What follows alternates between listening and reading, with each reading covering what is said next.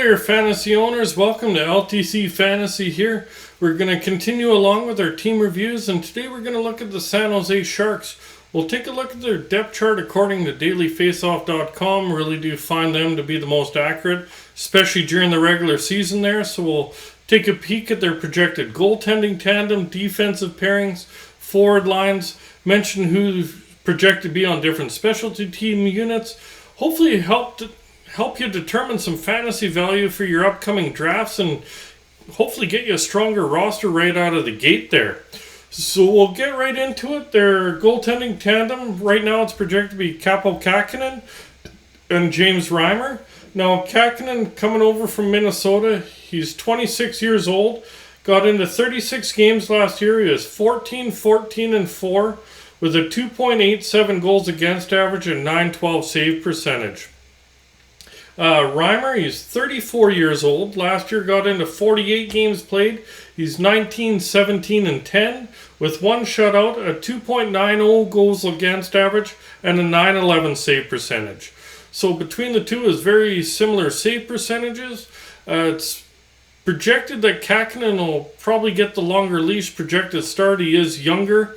This isn't mentioned in Adin Hill. They got 3 goalies under contract. What's going to happen there? The rumors are that they'd prefer to keep the 2 younger goalies and trade Reimer, but there's also some rumblings that they might be forced to trade Hill.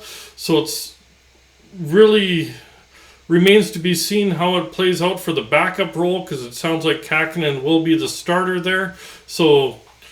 But it's also going to be a rough season in San Jose, so probably not a lot of wins coming their way.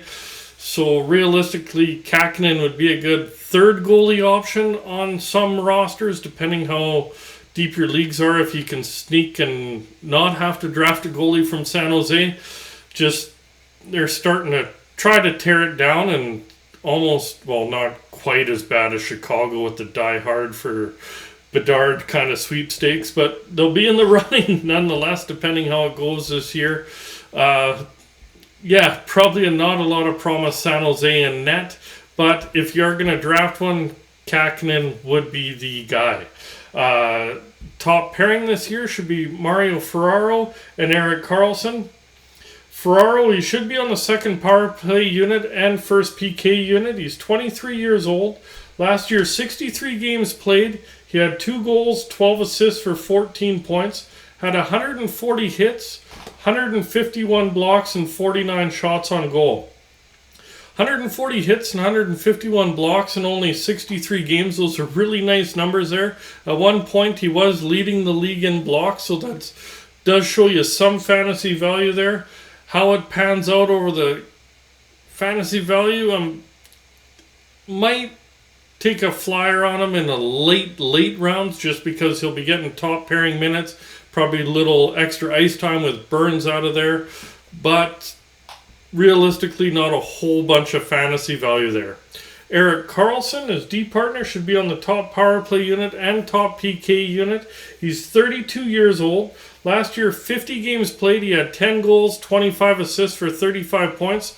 So pretty nice production for a 50-game span. The problem is he has a hard time staying healthy the last number of years. So where do you draft him?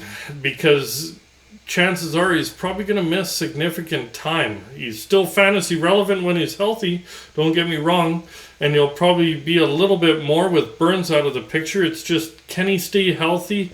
If you take a flyer on him, it might pay you dividends if he does stay healthy. I'm probably drafting more of a sure thing. Not to say if he does get passed over late, I will take him for sure. He had 10 power play points, 18 hits, 45 blocks, and 117 shots on goal. Second pairing should be Radim Simek and Marc-Edouard Vlasic. Now Simek, 29 years old, only got into 36 games last year, was hurt most of the season, well, over half the season. Had 1 goal, 1 assist for 2 points, so nothing to really scream at there, only 2 points. It's probably a 5-point season over a full 82. 96 hits though, so had a really nice hit total, 39 blocks and 25 shots on goal. Probably not going to be fantasy relevant in pretty much any format there. And his D partner, Marc-Edouard Vlasic, should be on the second PK unit. He's 35 years old. Got into 75 games last year. 3 goals, 11 assists for 14 points. 54 hits, 90 blocks, and 63 shots on goal. Still a decent shutdown defenseman. He has an anchor of a contract, but that doesn't really matter for us fantasy-wise. It's just that, yeah, he'll be a shutdown guy, but he's not going to provide you any real fantasy value there. The third pairing should be Marcus Nadivara and Matt Benning. Now, Nadivara is 28 years old. Last year, he only played 1 game. He had 1 assist in that 1 game. No, he's not a point-per-game defenseman. He had 2 years ago, he had 10 points in 30 games played. Realistically, not a lot of fantasy value there. Leave him off your roster. And the last one's Matt Benning. He should be on the second PK unit. He's 28 years old. He had 65 games played. He had no goals, 11 assists for 11 points, 82 hits, 67 blocks, and 61 shots on goal. Again, not a lot of fantasy value there. One that I would mention is a prospect there in Ryan Merkley. He got into a fair number of games last year, and he was an offensive defenseman in junior. There could be a chance that he's an early call-up or maybe makes his way into the lineup out of camp.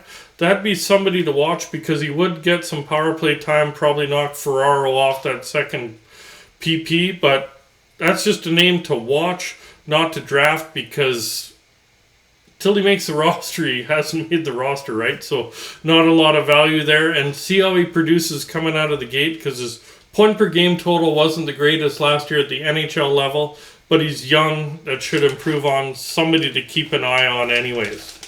Moving along to forwards for him, their top line should be Alex Barabanov, Thomas Hertl, and Timo Meyer. Now, Barabanov, he should be on the second power play unit. He's 28 years old. Got into 70 games last year. Not bad production. 10 goals, 29 assists for 39 points. Be a decent pickup in a deeper league for you. Maybe a streamer on a light night in a normal kind of roster size there. 8 power play points, 53 hits, 39 blocks, and 103 shots on goal. Centerman, Thomas Hertl, he should be on the top power play unit and second PK unit. He's 28 years old.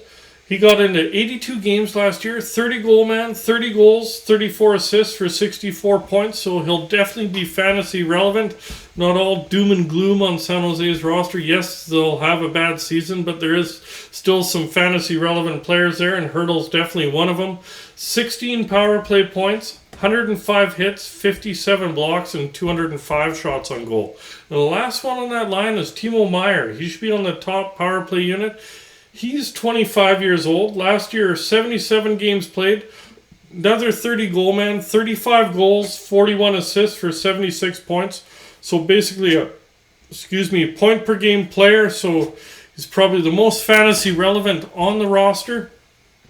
18 power play points. Threw 162 hits, so that adds some value for you.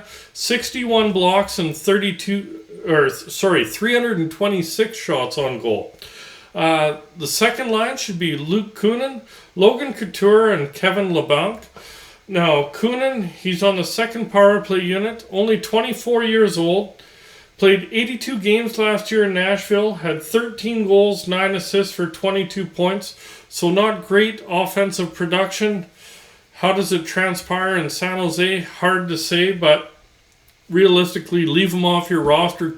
Keep him on a watch list, because Couture's a nice centerman to have, that feeding you the puck there. 223 hits, that's where he does add some value, is in the hit department. 51 blocks and 125 shots on goal. Now the centerman Couture should be on the top power play unit, top PK unit. He's 33 years old, was healthy for the most part last year, because he's been kind of injury riddled where he has some bad luck injuries, but 77 games played, he had 23 goals, 33 assists for 56 points, so still fantasy relevant numbers. Definitely take him in the later rounds there. He could pay dividends for you. 17 power play points, 92 hits, 58 blocks, and 199 shots on goal. And the last one on that line is Leblanc. should be on the second power play unit, 26 years old. Only got into 21 games last year. He had 3 goals, 3 assists for 6 points, which are really low and ugly, so I'm passing on him, to be honest. But just a few years ago, he showed some real promise. Still at 26, he could bounce back and be a streaming option for you at the very least. 4 power play points, 28 hits, 9 blocks, and 36 shots on goal. Now the third line in San Jose should be Oscar Lindblom, Nick Benino, and Noah Gregor. Now Lindblom, he should be on the second power play unit. He's 26 years old. He got into 79 games last year. He had 12 goals, 14 assists for 26 points. It's not great production there. He's probably being passed up in most drafts. 1 power play point, 83 hits, 48 blocks, and 127 shots on goal.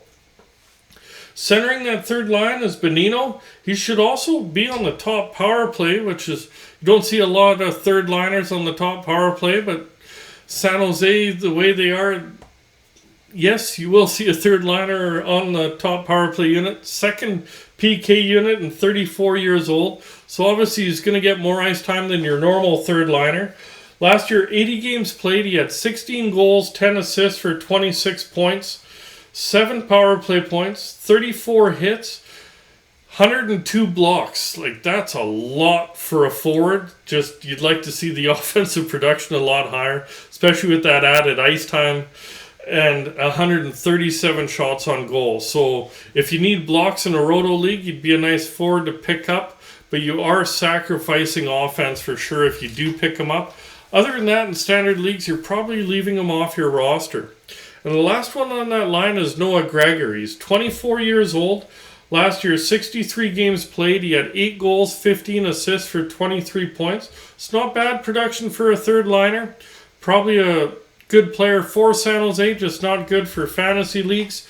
3 power play points, 118 hits, 49 blocks, and 156 shots on goal. And we'll go through the fourth line. Again, probably not going to be a lot there, but we'll go through them anyways. Their fourth line will be Scott Lorentz, Nico Sturm, and Matt Nieto. Now, Lorentz, he's 26 years old, played 67 games last year, had 8 goals, 5 assists for 13 points, 67 hits, 13 blocks, and 80 shots on goal. Again, no fantasy relevance there. Don't waste a draft pick because there'd be a lot better options than Lorentz for you to pick up. Nico Sturm, he's 27 years old, got into 74 games last year, 9 goals, 11 assists for 20 points, 1 power play point, 61 hits, 22 blocks, 73 shots on goal. Again, not a lot of fantasy relevance. There should be a lot better players to pick up there, so don't waste a draft pick on him. Same thing for Nieto. He should be on the top PK unit. 29 years old, 70 games played, 6 goals, 11 assists for 17 points, 96 hits, 47 blocks, and 82 shots on goal. Again, the fourth line, just leave them alone. There'll be a lot better options for you elsewhere. Hope you did enjoy today's episode. That's San Jose in a nutshell. We'll be out in a bit with another one here. If you did like it, please remember to hit like, hit subscribe. Remember that notification bell if you're watching via YouTube. That way you can watch previously released previews if you want to catch up on them.